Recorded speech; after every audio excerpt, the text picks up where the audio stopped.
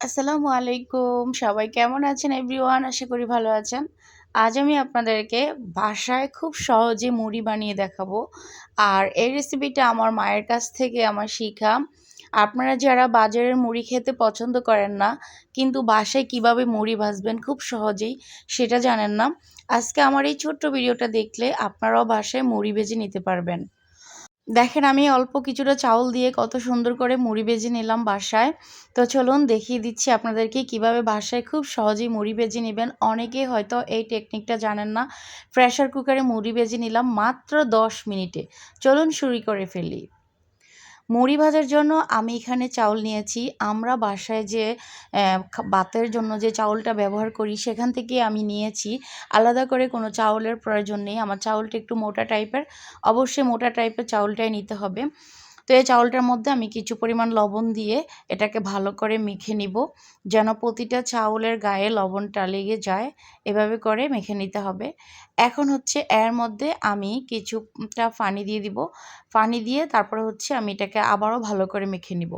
খেয়াল করবেন লবণ চাউল যেন ভালো করে মাখানো হয়। এই পর্যায়ে আমি এখানে কিছুটা পানি দিয়ে দিলাম। দেখেন, যদি বাসায় এত কম সময়ে এত সহজভাবে মুড়ি ভেজে নেওয়া যায়, বাজার থেকে ভেজালমুক্ত মুড়ি কিনে খাওয়ার কোনো প্রয়োজন নেই। শুধু ভিডিওটা দেখলে আপনারাও শিখে নিতে পারবেন ইনশাল্লাহ। তো আমার মাখানো হয়ে গেছে। এখন আমি চুলায় প্রেসার কুকারটাকে বসিয়ে দিয়েছি। প্রেসার কুকারটাকে হাই হিটে ৫ মিনিটের মতো গরম করে নেবেন। খেয়াল করবেন কোনোভাবেই যেন প্রেসার কুকারটা ঠান্ডা না থাকে, এটা অবশ্যই খেয়াল করবেন।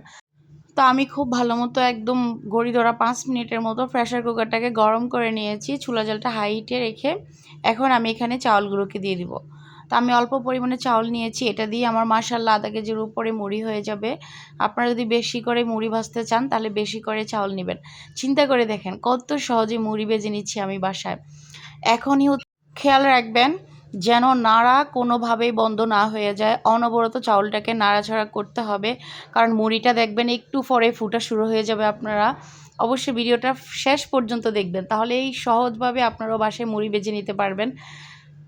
দেখেন আপনারা কে, কে এভাবে মুড়ি ভেজেছেন অবশ্যই কমেন্টস করে জানাবেন। কে, কে ভাজেননি অবশ্যই আমার রেসিপি ট্রাই করে আমাকে জানাবেন কেমন হয়েছে আপনাদের মুড়ি। এই যে দেখেন মাশাআল্লাহ মুড়ি ফুটা শুরু হয়ে গেছে আলহামদুলিল্লাহ। দেখেন কতটা সহজে। যখন দেখবেন এরকম মুড়ি ফুটা শুরু হয়ে গেছে দেখেন, তখন একদম আরও অনবরত নাড়াচাড়া করতে হবে, তা না হলে কিন্তু পুড়ে যাবে। এই অবস্থায় চুলা জালটাকে হালকা কমিয়ে দিতে হবে, মিডিয়াম আঁচে রেখে দিতে হবে। যখন মুড়িগুলো এভাবে ফুটা শুরু হবে তখন এখানে সাথে সাথে এই প্রেসার কুকারের যে ঢাকনাটা আছে সেটা দিয়ে চুলার জালটাকে একদম হাই হিট করে দিতে হবে। হাই হিটে এটাকে ২ মিনিট জাল করবেন। করার পরে হচ্ছে দেখবেন সম্পূর্ণ মুড়িগুলো একদম হয়ে গেছে মাশাআল্লাহ দেখেন। তো আমি ২টা সিটি দিয়েছি, ২টা সিটি দিলেই হবে। ২টা সিটি দিয়ে এভাবে ধোঁয়াগুলো বের করে আমি এখন প্রেসার কুকারটাকে খুলে নিব।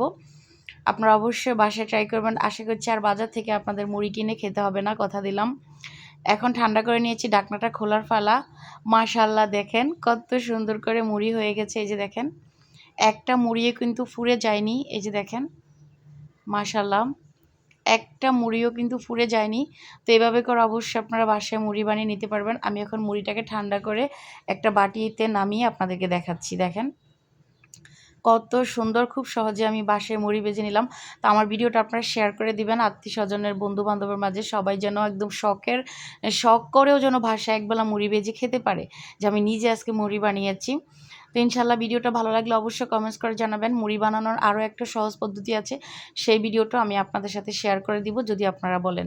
ভিডিওটা ভালো লাগলে প্লিজ লাইক, কমেন্ট, শেয়ার করবেন। আল্লাহ হাফেজ।